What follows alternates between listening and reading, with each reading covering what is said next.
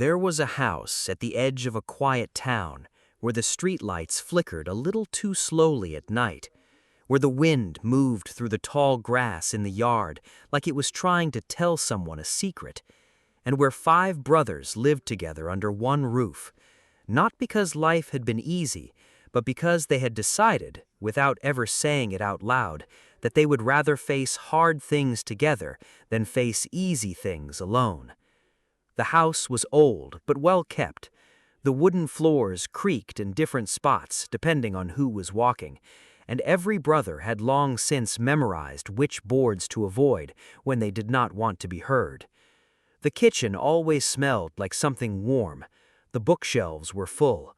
The windows were large. And most mornings, if you stood at the front door and looked inside, it would seem like the most peaceful home in the world. But peace, as anyone who has ever truly paid attention knows, is not always what it looks like from the outside. The eldest brother was named Caden Voss. He was 32 years old, broad-shouldered, and the kind of man who communicated most clearly, not through words but through actions, through showing up, through fixing things, through being the first one awake and the last one to go to sleep. He had a way of filling a room simply by walking into it, not because he was loud, but because something about him felt solid, like a wall you could lean against without worrying it would fall.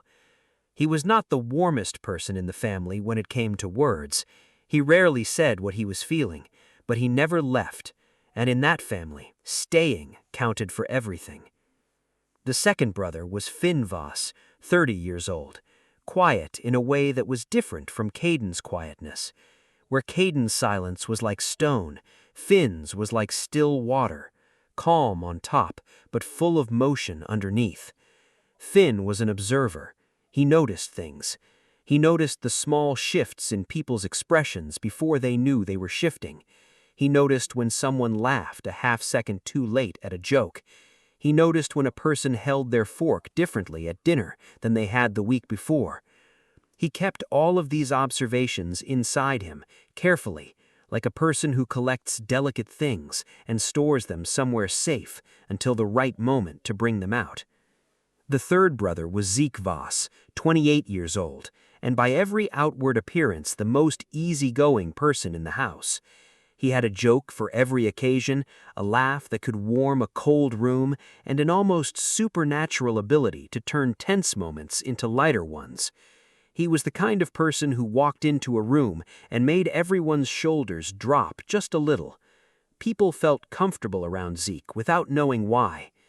But the thing about Zeke that most people missed, because most people were too busy smiling at his jokes to look closer, was that his humor was not just a personality trait, it was armor.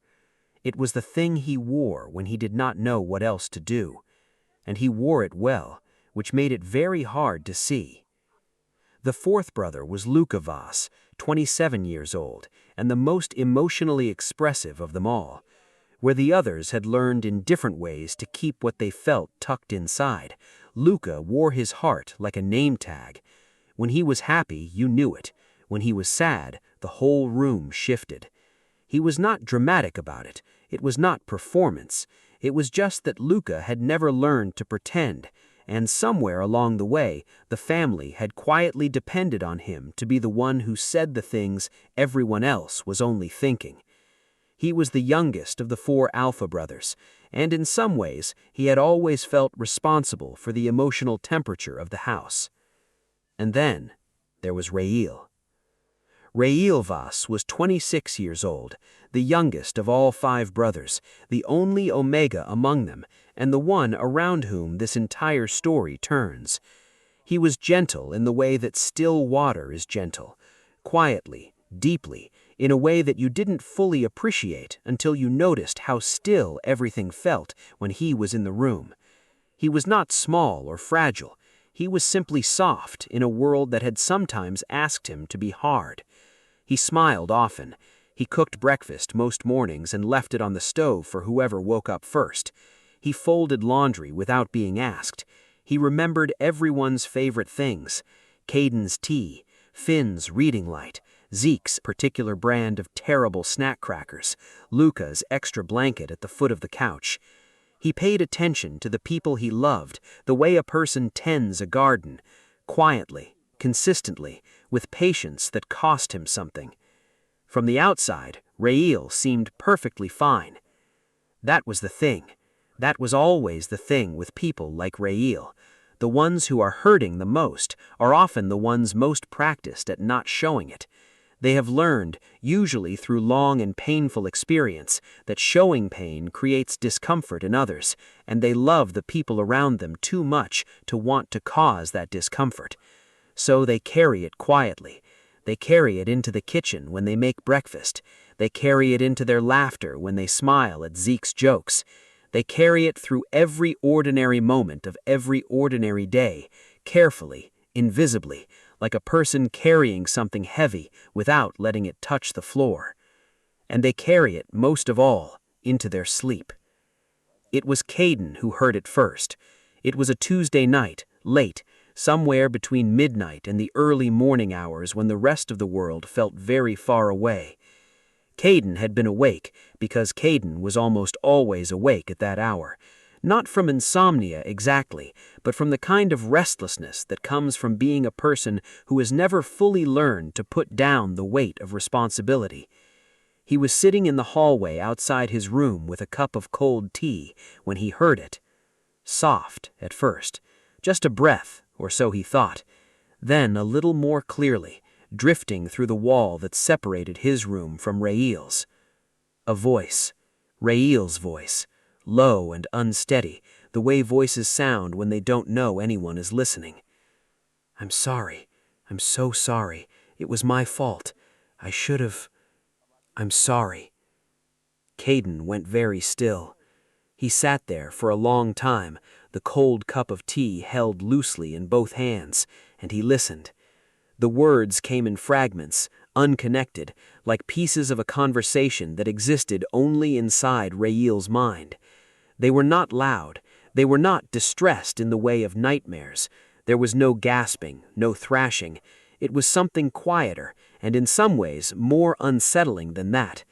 It was the sound of someone who had apologized so many times, for so long, that the apologies had become part of their breathing. Something so deep it no longer needed a reason.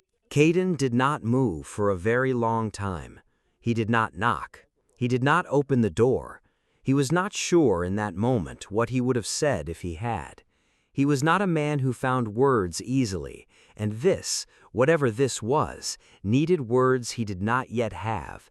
So he stayed.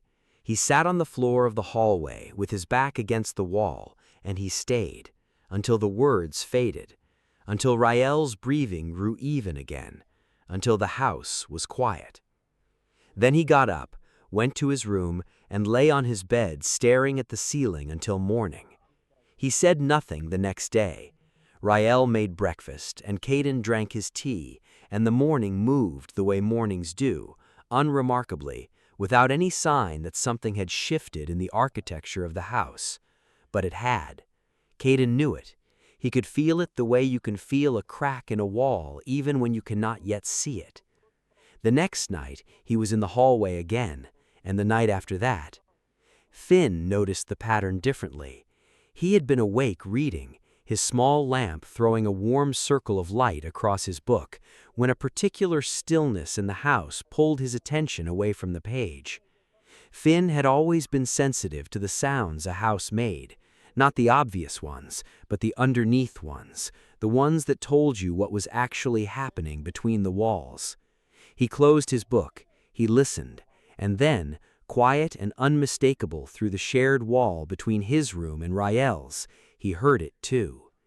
Finn set his book down carefully on the nightstand. He turned off his lamp. He sat in the dark of his room with his hands in his lap and listened to his youngest brother apologize to no one, to the dark, to his own memories, to some version of the past that lived only inside him. And Finn felt something in his chest go very, very tight. Zeke found out on a Thursday. He had come back from a late walk, the kind he took when his mind was too busy for sleep, and as he moved through the hallway toward his room, He passed Rael's door and slowed without knowing why. He stood there, and then, very quietly, he heard it too. One moment he was almost smiling, caught in the comfortable rhythm of a night that had felt ordinary. The next moment the smile was completely gone. He stood in the hallway with his hand very slightly raised toward the door, as if he had been about to knock, and then he just stopped. He stood there until the words stopped too. Then he went to his room and sat on the edge of his bed and did not make a single joke for the rest of the night, because there was no version of what he had just heard that had a punchline. Luca was the last to discover it, and he discovered it the most directly. He had gotten up for water and had paused in the hallway outside Rael's room because he heard something, and unlike his brothers, Luca had not been able to make himself walk away. He sank slowly to the floor right there in the hallway, his back against Rael's door, and he pulled his knees to his chest and listened. By the time the words stopped, Luca's face was wet. He stayed until he was sure Rael was sleeping peacefully. Then he stayed a little longer, just to be sure. The night that everything changed, the night that became the turning point, not just in this story, but in the unspoken history of the Voss family, happened on a Friday, exactly 11 days after Caden had first heard the words through the wall. It was late, deeply late, the kind of late that blurs into early, and each brother had independently and silently made his way to the hallway outside Rael's door. Caden first, sitting with his arms around his knees. Then Finn, who lowered himself to the floor without a word. Then Zeke, who turned the corner and stopped at the sight of his two brothers already there, and for once had nothing to say at all. Then Luca, who saw all three of them and had to press the back of his mouth against his hand. They looked at each other. Nobody said anything, because what was there to say in that moment? Each of them had come alone, thinking they were the only one. Each of them had been listening separately in the dark, because they did not know what else to do with the weight of what they had heard. And now here they all were, together, because this family, whatever its failures and silences and all the things that had never been said, was a family that did not ultimately leave, not for long, not when it counted. From inside Rael's room, barely audible through the door, the words drifted out the way they always did, soft, tired, endless. I'm sorry I wasn't enough. I'm sorry I let everyone down. I'm sorry. I'm sorry. Caden sat very still with his jaw tight. Finn stared at his own hands. Zeke pressed his back against the wall and looked at the ceiling.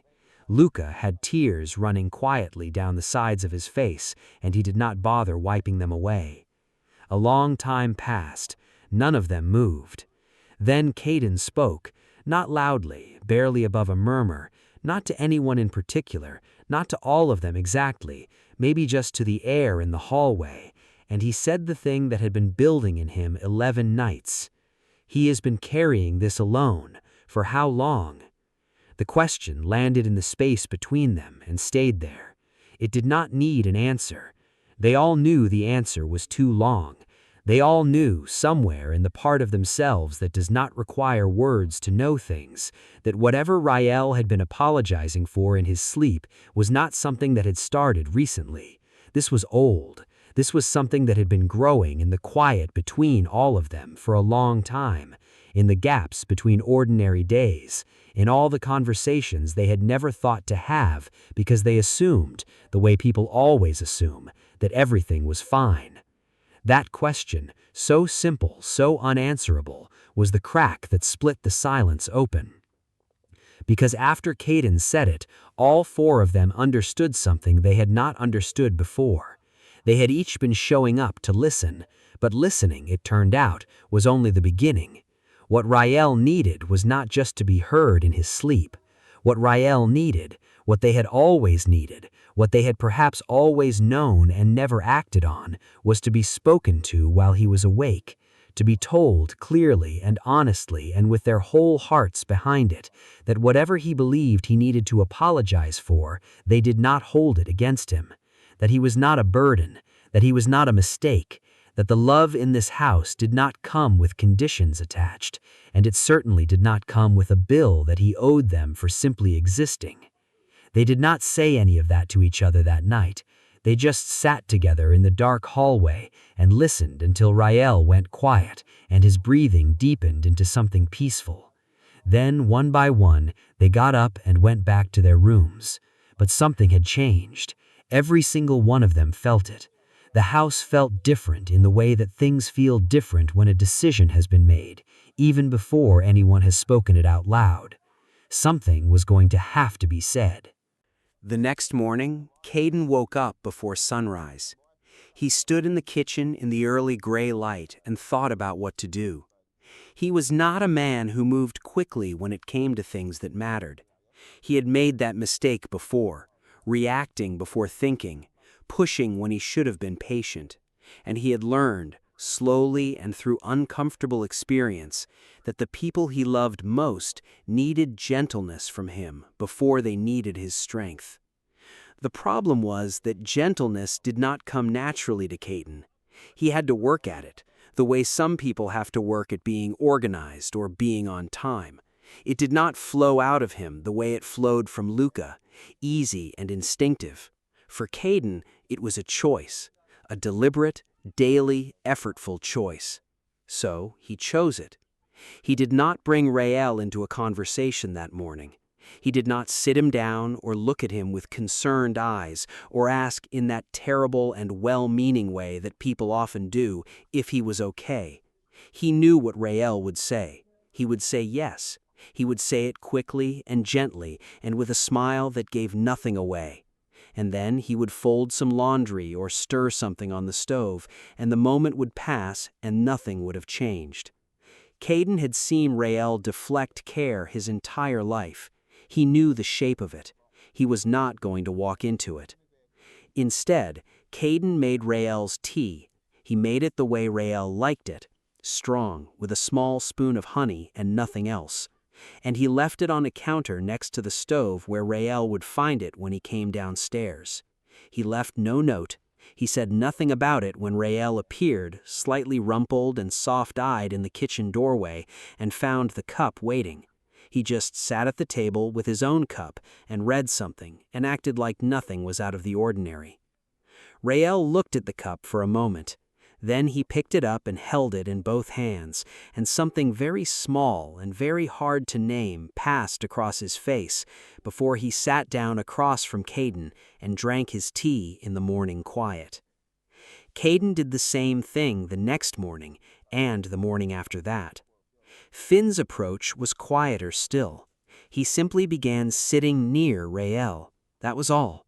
During the hours when Rael read in the living room, or sat on the back porch in the late afternoon, or folded laundry on the wide, low table near the window, Finn began appearing nearby with his own book or his own quiet occupation, not engaging, not initiating conversation, just being present, close enough to be felt, far enough to give Rael room.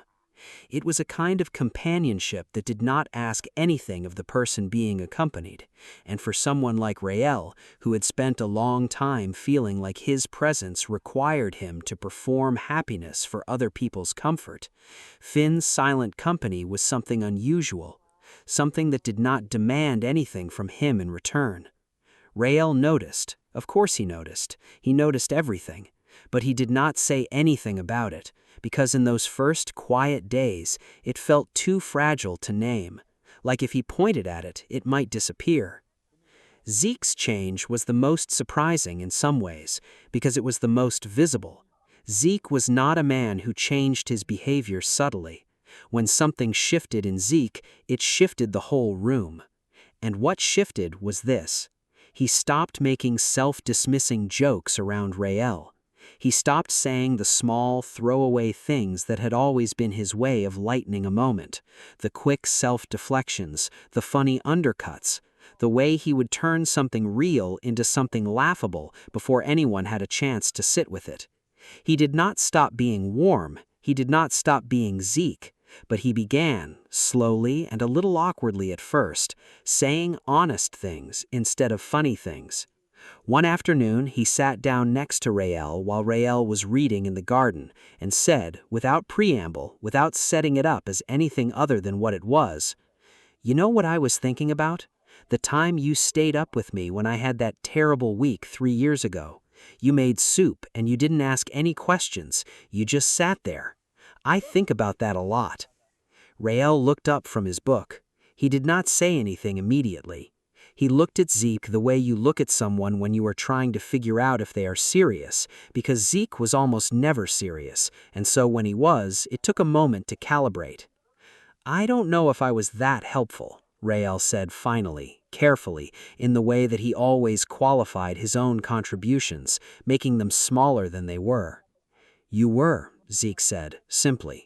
He didn't add anything to it. He didn't wrap it in a joke or deflect it with a laugh. He just let it sit there.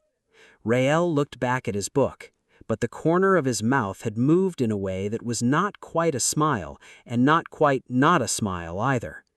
Luca's contribution was a letter. He wrote it over 3 evenings at his desk, drafting and redrafting, throwing away more versions than he kept, trying to find the right words for something that he had been holding inside for a long time. Not a letter of explanation or confrontation, not a letter asking questions, just a letter that said, "I see you. You matter here. You have always mattered here. The love in this house is not conditional, and it has never had an expiration date. I just wanted you to know that. I have been meaning to say it for a long time, and I am sorry it took me so long to write it down." He did not give it to Rael right away. He held it for 2 days, rereading it again and wondering if it was the right thing to do, wondering if Rael would misread it or be alarmed by it, or if it would make things worse instead of better. That was the thing about trying to help someone who was hurting in a way they had not yet admitted to. You never fully knew if the help was landing the right way until you tried, and trying required accepting that you might get it wrong. He slid the letter under Rael's door on a Wednesday night, and then went to his room and lay on his bed and stared at the ceiling and waited. The next morning, Rael came into the kitchen while only Luca was there, and Luca looked up from his coffee. And Rael stood in the doorway holding the folded letter and looked at his brother for a long, quiet moment. Then he crossed the room and put his arms around Luca briefly, quickly, the way people hug when they are not ready to cry, and they know if they hold on too long, they will. Then he let go and went to the stove and started breakfast, and that was all. Luca quietly exhaled. But even as all of this was happening, even as the four brothers made their gentle, deliberate efforts to show Rael that he was loved, something else was happening too, something they had not anticipated, something that spoke directly to how complicated healing is and how it does not move in a straight line. Rael was noticing the change in his brothers, and it was frightening him. This is the thing about people who have spent a long time believing they are a burden. When the people around them suddenly begin treating them with extra care, the first instinct is not gratitude. The first instinct is dread. Because if everyone is being extra kind, it must mean something is wrong. It must mean they can see something. It must mean he has done something, again, that he is not even fully aware of. Something that has shifted the balance of the household in a way that now requires compensation.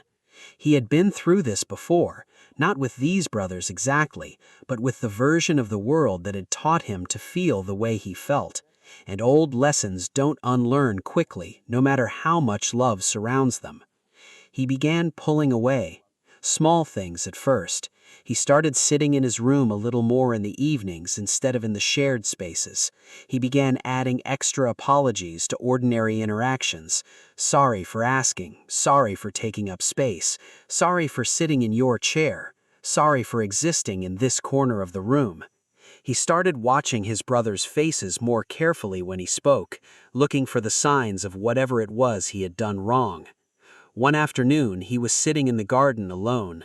The sun was low and warm, and the grass was soft, and it was the kind of afternoon that should have felt peaceful.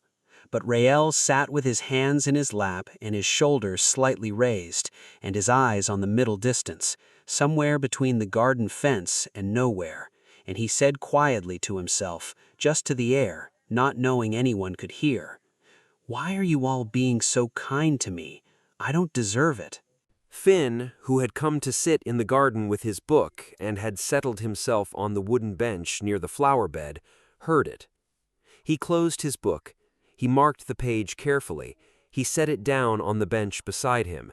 He looked at Rael, at the line of his brother's shoulders, at the tightness in his jaw, at the careful stillness that was not peace at all, and he understood several things at once. He understood that whatever was living inside Rael had not started recently. He understood that it was not going to be resolved by silent cups of tea or companionable reading sessions, or even honest words said in passing, as meaningful as those things were. He understood that at some point, someone was going to have to sit down with Rael and ask him to say the thing out loud. And he understood that he was the one who was going to have to do it. Not because he was the best at it, not because he had all the right words, but because he was here, right now, and the moment was in front of him, and walking away from it would cost Rael something he could not afford to lose. Finn got up from the bench. He walked across the grass and sat down next to Rael, close enough that their arms nearly touched. He did not say anything immediately. He let the silence be a small, comfortable thing for a moment, because Finn understood that silence before a hard conversation was important. It gave the person a chance to feel that they were not about to be ambushed. Then he said, very quietly and without any edge to it at all, "Tell me what you think you did." Rael looked at him. Finn did not look away. He did not explain the question or elaborate it or fill the space after it with reassurances. He just sat there and waited, with the patience of a man who had learned a long time ago that waiting was not wasted time. And slowly, haltingly, with many pauses and several false starts, and at least 2 moments when he almost stopped entirely, Rael began to talk. He told Finn about something that had happened almost 2 years before this story begins, a day that had started ordinarily and ended in a way that none of them had been fully prepared for, a decision that Rael had made, one that he believed, in the long and heavy silence that followed it, had caused his brother's pain. It had not been a dramatic event. It had not been something catastrophic. It had been the kind of quiet, ordinary thing that families sometimes go through, the kind of thing that does not look like much from the outside, but leaves deep marks on the inside because nobody sat down afterward and talked about it properly. Rael had been waiting ever since for his brothers to say they blamed him. He had been waiting for the moment when the kindness wore thin and the truth came out. And because the moment never came, because his brothers, who genuinely did not blame him, had simply moved forward the way people move forward, without thinking to say out loud that they had forgiven something, Rael had constructed inside the silence a version of events where the blame was entirely his. He had fed it every day with the small evidence he found, a pause in a conversation, a look he misread, a moment of tension that had nothing to do with him but that he assigned to himself because it fit the story he was already telling. He had been apologizing in his sleep for almost 2 years because the apology had never been allowed to leave him any other way. Finn listened to all of it without interrupting, without correcting, without the kind of well-meaning dismissiveness that people sometimes offer when someone shares pain, the "oh, that's not a big deal," or the "you shouldn't feel that way," that is meant to comfort but instead communicates that the feeling is wrong for existing.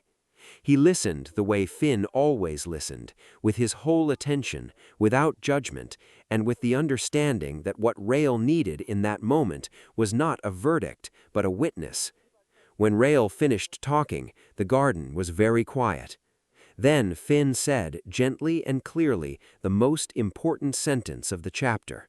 "We forgot to say the words out loud. That was our mistake, not yours." Rael went still. Those words, so simple, so precise, landing in exactly the place inside him where the wound was, hit something that all the tea and the companionship and the letter had not quite reached, because this was the thing, this was the specific thing.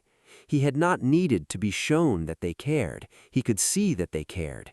He had always known they cared, in the way that you can know something in your head while your heart remains completely unconvinced. What he had needed, what he had been waiting for without knowing he was waiting for it, was for someone to acknowledge that the silence had cost him something, that it was an error, not malicious, not deliberate, but real, that the gap between what they felt and what they had said was a gap that he had fallen into, and it was not his fault that he had fallen. That night, Rael's room was completely silent. Luca was in the hallway. He had come from habit, because 11 days of habit do not dissolve overnight. He sat with his back against the wall outside Rael's door, and he listened, and for the first time since all of this began, there was nothing to hear. Just the soft, even rhythm of someone sleeping without weight. Someone resting, truly resting, perhaps for the first time in a long time. Luca pressed his hand flat against the door. He stayed there for a while just to feel it, just to be sure. Then he whispered to the wood and the dark and whatever part of Rael might somehow hear it anyway. Good, rest now. It was Dr. Marin's soul who gave the family the language for what came next.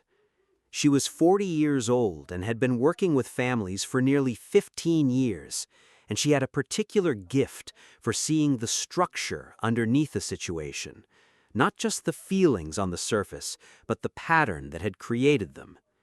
She was the kind of person who could sit with someone in the middle of a very tangled moment, and without rushing them, and without pretending the tangle was not real, help them find the one thread that, if pulled gently and in the right direction, would begin to loosen everything else. She was patient the way deep rivers are patient, not passive, but moving constantly, just not in a hurry.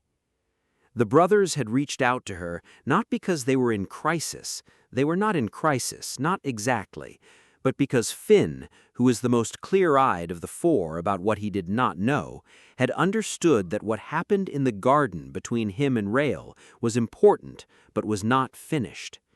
He had understood that a single honest conversation, even a very good one, was not the same as healing.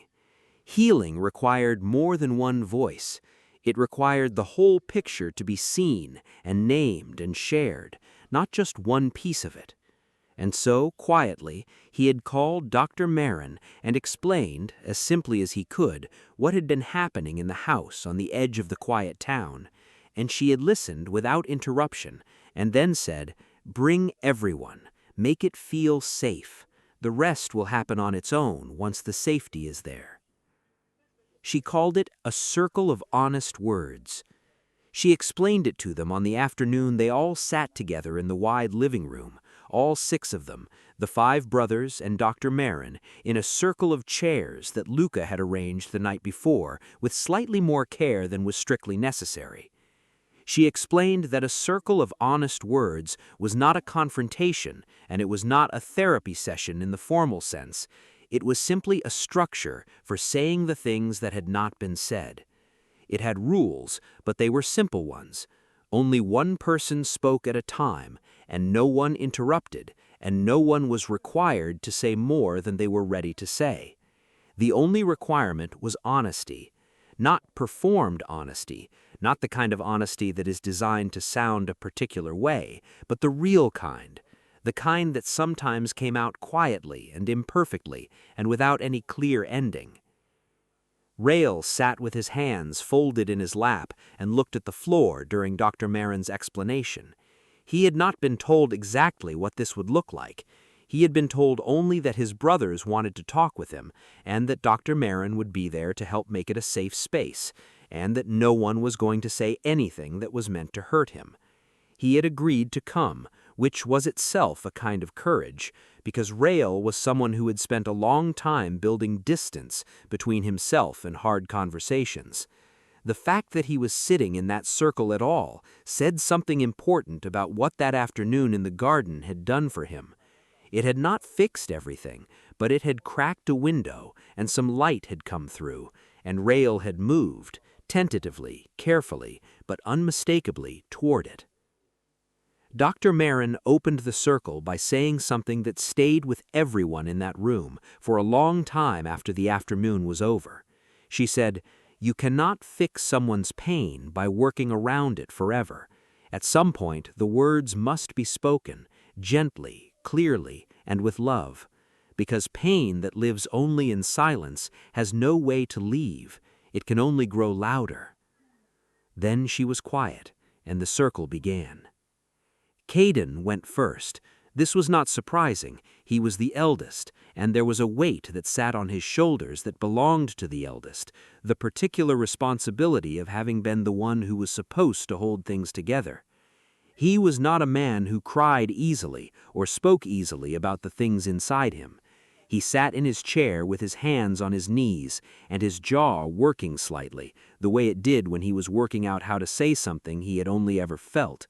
Then he looked at Rael, really looked at him the way people do when they have something specific to say and they want to make sure it lands, and he said, "I never said I forgive you, not because there was anything to forgive exactly, but because it never occurred to me that you were waiting to hear it. I assumed you knew. I assumed that because I kept showing up and kept making tea and kept being here, you could see that there was nothing between us. I was wrong to assume that. I should have said the words. I am sorry that I didn't, and I want to say them now. I do not blame you. I have never blamed you. I need you to carry that with you from today forward." The room was very quiet after Caden spoke. Rael did not say anything yet. He was very still, the way people are when they are receiving something that their whole body is trying to absorb at once. Finn spoke next, and true to his nature, he was brief. But brevity in Finn was never emptiness, it was precision. He said, "I spent a lot of time listening to you at night, and not enough time talking to you during the day. I was waiting for the right moment, and that was its own kind of cowardice. There is no right moment for love. You just have to say it when you mean it." He paused. "I mean it." Zeke took longer. He sat in his chair and rubbed the back of his neck and stared at the point somewhere above Rael's head, and the effort he was putting into not making a joke about any of this was visible on his face in a way that would have been funny under any other circumstances. Then he stopped trying to find the easy way through it and just spoke.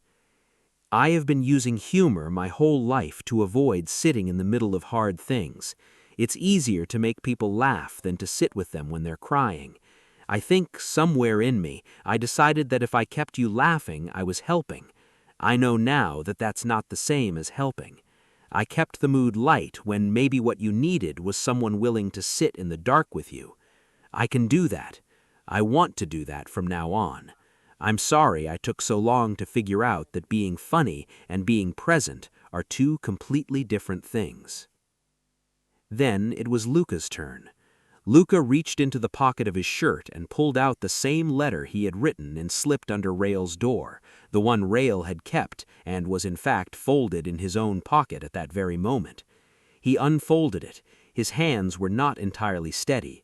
He looked at the words for a moment, and then he did not read from it. He had read it so many times that he more or less knew it, but he held it in his hands the way people hold something that anchors them, something to keep them grounded while they say a hard thing.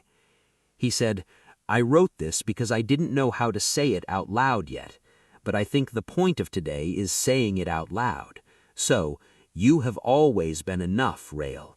Not almost enough, not enough if you just fixed this or changed that.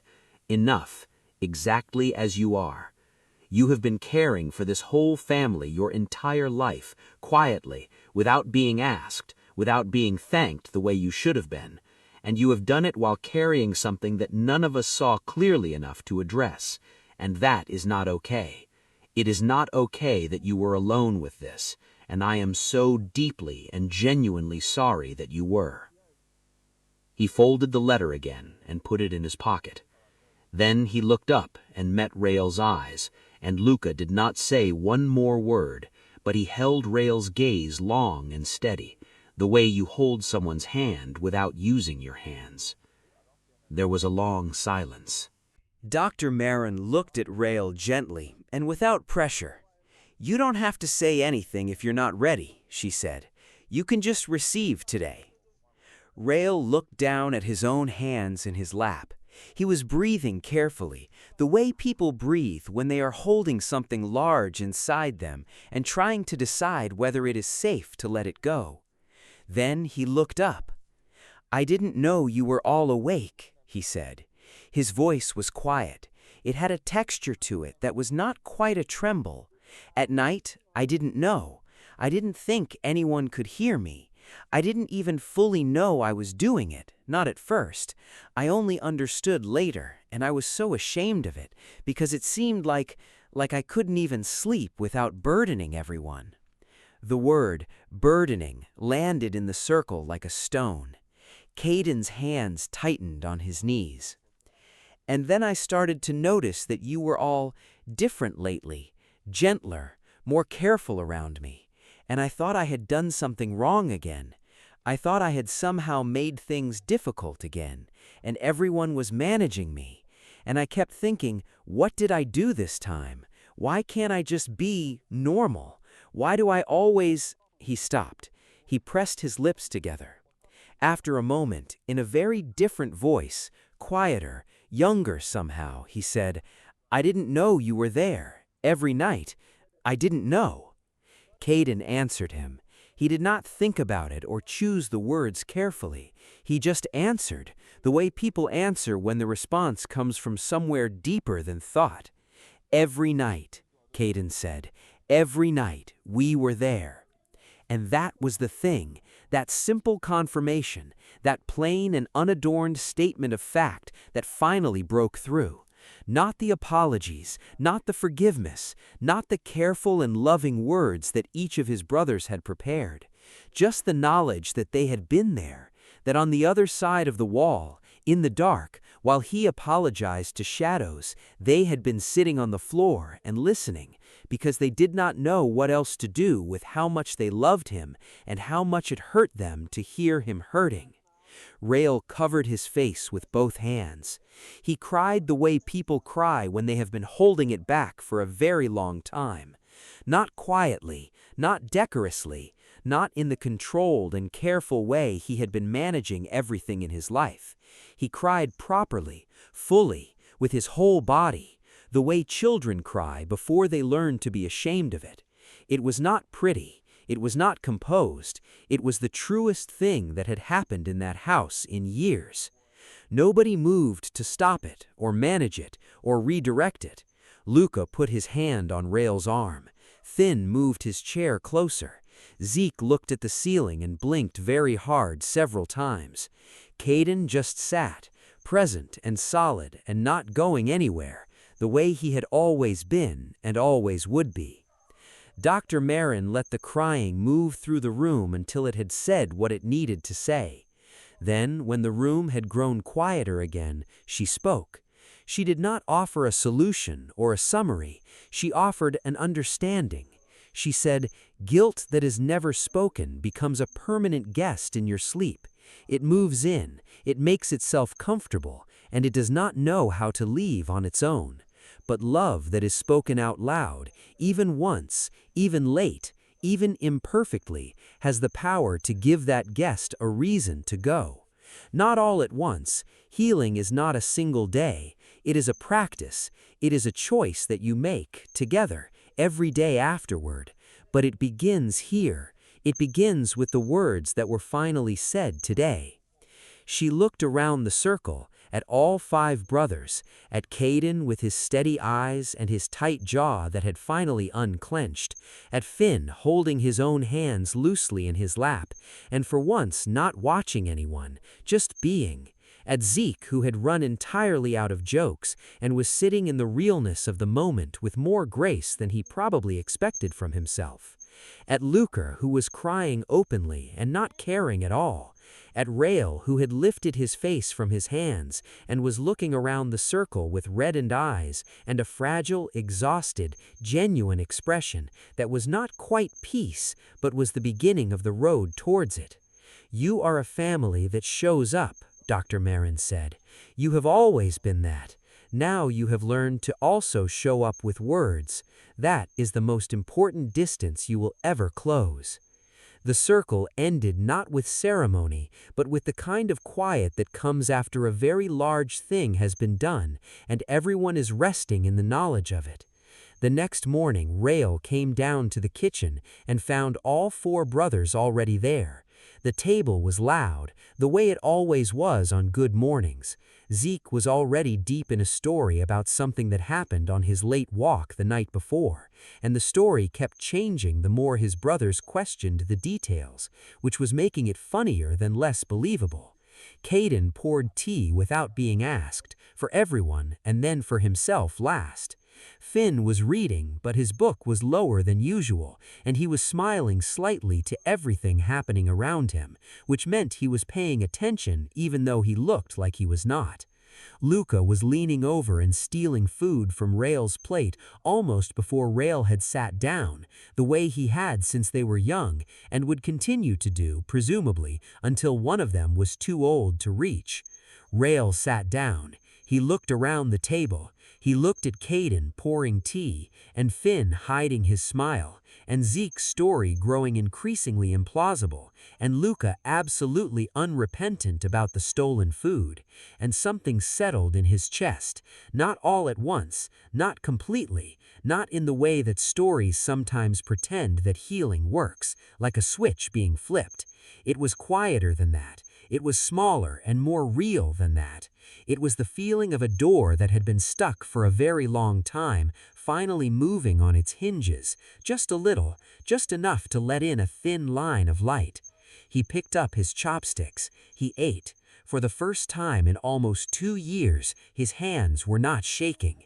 And that is where this story rests, not at a perfect ending, because life does not offer those, but a true one. 5 brothers and the long, patient, sometimes clumsy, always present work of loving each other through the things that were never said. The apologies had been given, the forgiveness had been spoken, the silence had been filled at last with something better. And in a house at the edge of a quiet town, where the floorboards creaked in different spots, and the windows were large, and the kitchen always smelled of something warm, everyone finally slept.